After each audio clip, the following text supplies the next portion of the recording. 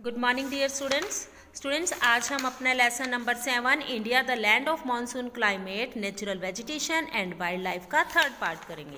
First part में dear students हम tropical monsoon climate के बारे में पढ़ चुके हैं। हम सीजन्स ऑफ इंडिया, कितने सीजन्स इंडिया में होते हैं, क्लाइमेटिक कंडीशंस क्या होती हैं वो पढ़ चुके हैं। उसके बाद हम नेचुरल वेजिटेशंस भी कर चुके हैं कि 5 तरह की हमारी जो इंडिया की वेजिटेशंस है उनको 5 पार्ट्स में डिवाइड किया गया है और उनकी लोकेशंस की वो कहाँ पर हैं हम वो भी पढ़ चुके हैं। नेक्स्ट पार्ट में बच्चे हम कंजर्वेशन ऑफ फॉरेस्ट की जंगलों को कैसे बचाया जाए उसके बारे में पढ़ते हैं। ठीक है। The cutting of forest ruthlessly, for example deforestation has created many problems such as increase in soil erosion, flood, landslide and extension of desert area. जैसे जैसे पेड़ जब हम बिना किसी कारण से निर्दयता से हम पेड़ों को काटते हैं तो उस काटने की सिचुएशन को हम बोलते हैं डिफोरेस्टेशन। ठीक है। इसकी वजह से बहुत सारी प्रॉब्लम्स हो जाती हैं, जैसे कि सॉइल इरोजन होता है, मिट्टी का कटाव शुरू हो जाता है। आप देखो बेटा, पेड़ जब आप उखाड़ते हो या छोटा सा पौधा भी उखाड़ते हो उसके साथ कितनी सारी मिट्टी लगी होती है, तो वो जो पेड़ों की जड़ें होती है ना वो मिट्टी को बांध कर रखती हैं। लेकिन जब हम पेड़ ही काट देंगे तो मिट्टी तो बंधेगी ही नहीं, यानी कि मिट्टी बह जाएगी। उससे क्या होगा, सॉइल इरोजन, मिट्टी का कटाव होना शुरू हो जाता है, बाढ़ आती हैं, लैंडस्लाइड होते हैं, एक्सटेंशन ऑफ डेजर्ट एरिया, और जब जंगल ही नहीं होंगे तो डेजर्ट एरिया यानी मरुस्थल एरिया बढ़ जाएगा। Different types of pollution have considerably increased, और अलग अलग तरह का पॉल्यूशन जो है वो भी इंक्रीज हो जाता है। जैसे कि नॉइज़ पॉल्यूशन बढ़ जाएगा आपका, वो रिवर पॉल्यूशन, वाटर पॉल्यूशन जिसको आप कहते हो वो बढ़ जाता है। हर एक तरह का पॉल्यूशन भी बढ़ता है। All this disturb the ecological balance on the earth, और इससे जो हमारा इकोलॉजिकल बैलेंस है, जो प्राकृतिक संतुलन है वो बिगड़ जाता है। The forest are the source of various product, हम सब जानते हैं कि जंगल हमें कितनी सारी चीज़ें अवेलेबल करवाते हैं। We get timber, wood for paper industry, valuable herbs, medicine, lac, resin, gum etcetera from them. We get timber, wood for paper industry, valuable herbs, medicines, lac, resin, gum, etc. from them. हमें पेड़ों से क्या क्या चीज़ें मिलती हैं? हमें कागज़ मिलते हैं, इंडस्ट्रीज़ के लिए वैल्यूएबल हर्ब्स मिलती हैं, दवाइयाँ मिलती हैं, बहुत सारी चीज़ें जो हैं वो हमें अपने ट्रीज से मिलती हैं। Forest help in maintaining an ecological balance as trees help in purifying the air. Forest जो है वो जंगल जो है प्राकृतिक संतुलन को बनाने में, इकोलॉजिकल बैलेंस को मेंटेन करने में बहुत हेल्प करते हैं, क्योंकि ये एयर को प्यूरिफाई करते हैं, जो हवा होती है उसको शुद्ध करते हैं। दे रिड्यूस टेम्परेचर, इनकी वजह से, पेड़ों की वजह से टेम्परेचर जो है वो कम रहता है, ज़्यादा गर्मी नहीं बढ़ पाती है।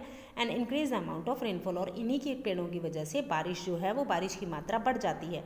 Forest are also the habitat of wildlife, और ये जंगली जानवरों के लिए, वाइल्ड लाइफ के लिए, पशु पक्षियों के लिए भी उनका घर, उनको हैबिटेट प्रोवाइड करवाते हैं, आश्रय देते हैं। It is therefore necessary to conserve and protect the forest cover, और इसलिए बहुत ज़रूरी हो जाता है कि हमें फॉरेस्ट एरिया को बचा कर रखना है। The programmes of planting more and more trees, afforestation, और इसी तरीके से बेटा जब पेड़ों को ज़्यादा से ज़्यादा लगाया जाता है तो उस प्रोसेस को एफोरेस्टेशन कहा जाता है। जैसे मैंने अभी आपको ऊपर बताया था कि जंगलों को काटना जो है, कटिंग ऑफ फॉरेस्ट को हम डिफोरेस्टेशन बोलते हैं, और growing of plants more and मोर तो उसको हम एफोरेस्टेशन बोलते हैं। ठीक है। हमें हर साल must be launched on war footing to increase the forest cover. War footing मतलब युद्ध स्तर पर, हमें बड़े क्रांतिकारी स्तर पर पेड़ों को लगाना है, जंगलों को बढ़ाना है। The forest should be saved from fire, जंगलों को आग से बचाना है। Cutting of trees for fuel should be prohibited, जो हम लकड़ी जलाते हैं ना, लकड़ी को जलाने यानी फ्यूल के तौर पर हम यूज़ करते हैं, कई गाँव में चूल्हे पर खाना बनता है तो लकड़ी यूज़ की जाती है, तो उससे हमें उससे बचाना है कि लकड़ी को यूज़ ना किया जाए। And the use of other substitute such as, और उसकी जगह पर LPG गैस, गोबर गैस का इस्तेमाल किया जाए ताकि खाना बनाने के लिए, ताकि हम पेड़ों को कटने से बचा सकें। In India the forest conservation act, और इससे के लिए सरकार ने भी कुछ कदम उठाए हैं। उन्होंने फॉरेस्ट कंजर्वेशन एक्ट जो है वो इंट्रोड्यूस किया 1980 में, ताकि जंगलों को बचाया जा सके। नेक्स्ट बेटा आती है वाइल्ड लाइफ। अगला हमारा टॉपिक है wild life. This is the last topic of this chapter. India is rich in having a large variety of wild life. अब देखिए क्लाइमेटिक कंडीशन डिफरेंट है, 5 तरह की यहाँ वेजिटेशन पाई जाती है, तो इफ ऑब्वियसली यहाँ पर बेटा जो वाइल्ड लाइफ है उसमें भी बहुत सारी वैरायटी पाई जाती है। It includes mammals, reptiles, birds, fish and a variety of insects and worms. इसमें देखिए कितने तरह के मैमल, रेप्टाइल, हर तरह के पशु पक्षी, जंगली जानवर, इंसेक्ट्स, कीड़े मकोड़े पाए जाते हैं। अबाउट 81,000 स्पीशीज़, ये माना जाता है कि करीब करीब 81,000 प्रजातियाँ जो हैं वो इंडिया में कीड़े मकोड़ों की और पशु पक्षियों की पाई जाती हैं, ठीक है। The elephant are found in hot and humid climate. अब देखिए एलिफेंट जो होते हैं वो कैसे एरिया में रहते हैं, वो हॉट एंड ह्यूमिड क्लाइमेट में रहना पसंद करते हैं, ठीक है। इसलिए वो एवरग्रीन फॉरेस्ट हैं जो केरला में एवरग्रीन फॉरेस्ट हैं, ट्रॉपिकल एवरग्रीन जिसको हम बोलते हैं, तो इसलिए वो केरल में रहते हैं, ज़्यादा पाए जाते हैं, कर्नाटका में पाए जाते हैं, असम में पाए जाते हैं। वन हॉर्न राइनोस, एक सिंग वाला जो आपका गेंडा होता है ना जिसको आप बोलते हो, इज अनदर स्पीशीज़, दूसरी स्पीशीज़ है जो कि मार्शी एरिया में यानी दलदल एरिया में रहना पसंद करती है, असम और वेस्ट बंगाल में। The habitat of camel, camel देखिए मरुस्थल का हम कहते हैं ना, मरुस्थल का हवाई जहाज बोला जाता है कैमल को, तो वो थार डेजर्ट में पाया जाता है। और उसी तरह से wild ass are confined to the run of Kutch, यानी कि कच्छ का रण जो है रेगिस्तान का नाम है, वहाँ पर जंगली गधे और another group of animals include Indian bison and nilgai. दूसरे जो एनिमल्स हैं जो पहाड़ों पर या ऐसी तरह की वेजिटेशंस में पाए जाते हैं वो हैं बेटा bison and nilgai. 4 horned antelope और chousingha, blackbuck, gazelle and deer. बेटा ये कुछ स्पीशीज है जो स्पेशल एरियाज में ही पाई जाती है, कुछ प्रजातियां जानवरों की ऐसी हैं जो स्पेशल एरिया में पाई जाती हैं, ठीक है। There are several species of deer. अब हिरन के ही कितनी सारी प्रजातियां, बारहसिंगा भी एक तरह का हिरन है बेटा, ठीक है। कितनी सारी प्रजातियां हैं जो जंगलों में पाई जाती है, कश्मीरी स्टैग, मस्क डियर, ठीक है, ये कस्तूरी मृग जिसको हम बोलते हैं। तो ये सारी की सारी स्पीसीज जो है वो अलग अलग वेजिटेशंस के अकॉर्डिंग अलग अलग एरियाज में पाई जाती हैं, ठीक है। Among the animals of prey, अब इसके साथ साथ बेटा जो शिकारी होते हैं, जानवर होते हैं, इंडियन लायन जैसे कि फाउंड इन द गिर फॉरेस्ट इन गुजरात, वो गुजरात में पाया जाता है गिर फॉरेस्ट, गिर के जंगलों में, गिर एक जगह का नाम है और एक फॉरेस्ट वाइल्ड लाइफ सेंचुरी भी है। The natural habitat of the royal Bengal tiger is the Sundarban mangrove forest. अब सुंदरवन मैंग्रोव फॉरेस्ट में जो एक रॉयल बंगाल टाइगर जिसको हम बोलते हैं वो पाया जाता है। The tiger is our national animal, और आपको पता है कि टाइगर जो है वो हमारा नेशनल एनिमल है, ठीक है। नेक्स्ट बेटा आता है the leopard and panthers are also the animal of prey, ठीक है। पैंथर्स भी देखो शिकारी जानवर है, लेपर्ड जो है वो भी शिकारी जानवर है, शिकार करते हैं, ये भी अलग अलग हिस्सों में भारत के पाए जाते हैं। The Himalayas are the habitat of wild sheep. अब हिमालय एरियन में हिमालयन वेजिटेशन है जहाँ पर, वहाँ पर कौन कौन से एनिमल पाए जाते हैं, वाइल्ड शीप जंगली भेड़, माउंटेन गोट जंगली बकरी, पहाड़ी बकरी जिसको बोलते हैं, एंड स्नो लेपर्ड, और जो पहाड़ी बर्फ में रहता है ना वो वाला लेपर्ड जो है वो भी पाया जाता है। India has the several species of monkeys, Bharat में बहुत तरह के बंदर पाए जाते हैं, हुकू गिब्बन, मैस्कू, लंगूर, ये सारे बहुत सारे जानवर हैं बेटा जो यहाँ पर पाए जाते हैं। There are several species of reptiles and snakes like cobra, krait, python, the crocodile, several species of turtles.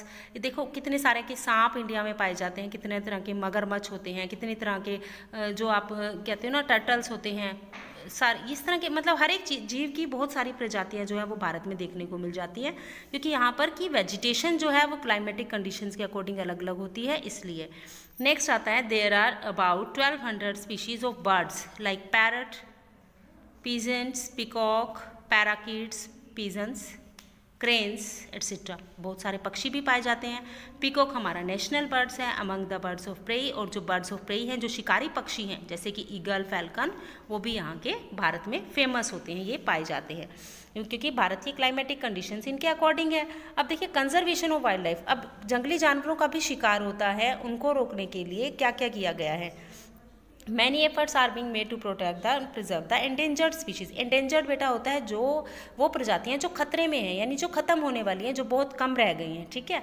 और एक्सटिंक्ट होता है बेटा, एक एक्सटिंक्ट होता है जो खत्म हो चुकी है। ध्यान रखना एंडेंजर्ड और एक्सटिंक्ट में फर्क होता है, clear.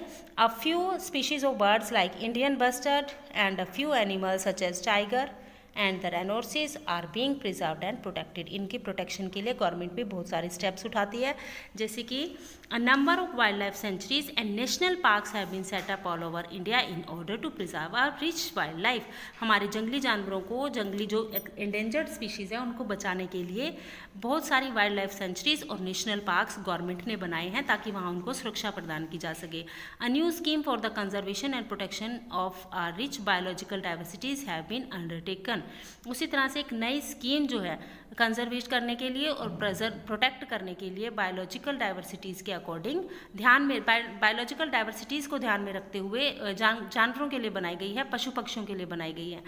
Under these schemes many biosphere reserves have been set up in different parts of India, और इस स्कीम्स के अंडर बहुत सारे बायोस्फीयर रिजर्व्स जो है वो सेटअप किए गए हैं। बायोस्फीयर रिजर्व्स बेटा, यहाँ पर बायोस्फीयर रिजर्व्स का मतलब होता है कि उस तरह का एरिया, उस तरह का माहौल ऐसे जानवरों को प्रोवाइड करवाना जो उनके रहने के लिए अनुकूल होता है। यानी कि अगर कोई जानवर हॉट एंड ह्यूमिड क्लाइमेट में है तो उसके अकॉर्डिंग वहाँ पर उसका हैबिटेट बनाया जाए। अगर कोई एनिमल जो है वो स्नो एरिया में रहने वाला है, जैसे स्नो लेपर्ड है आपका, तो उसके अकॉर्डिंग उसको वैसी ही हैबिटेट प्रोवाइड करवाया जाना। Clear? All of us should feel responsible to save rich biodiversity, और हम खुद भी रिस्पॉन्सिबल हैं ताकि हम अपने जो जंगली जानवर हैं, जंगली धरोहर है, उसको बचा सकें। क्लियर बेटा? तो ये था आपका lesson number 7, the land of monsoon climate, natural vegetation and wild life sanctuaries. ठीक है बेटा? Okay, take care, good bye.